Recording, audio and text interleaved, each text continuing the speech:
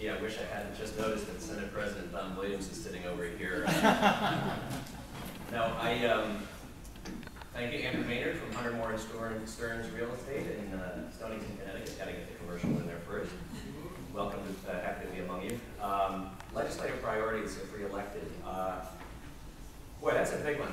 We have probably our biggest challenge right now is the budget and the continually sluggish economy. So frankly, from my perspective, I think a lot of our colleagues sometimes feel that the only way we can establish that we're active in Hartford is to pass new legislation. I think what we really need to do, my priority is to really focus on the basics, to try to continue to reduce unnecessary government spending, use our results-based accountability model, which we've been employing for the last 7 years, to really bring more fiscal restraint to government during these difficult times. You know, I look at the other questions we have on the list there, and there's a whole bunch that are directly related to our industry. And I just want to say on each of them, whether it was Bill 376 last year about tide level increase and mandatory retreat from the shoreline, I opposed that, but along with Senator Pisano, we managed to remove that language from the legislation.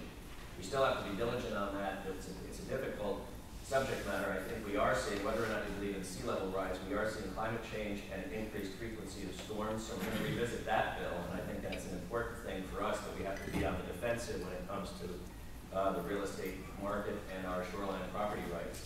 It's an important issue. We have to have legislation that addresses some of the impacts, but I wouldn't like to see us take those kinds of large confiscatory measures on the state level.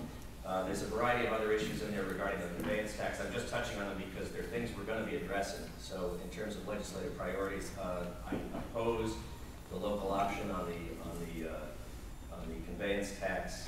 I know some people like the idea of it for ability to gain open space. I think we've already taken it on the chin in the marketplace.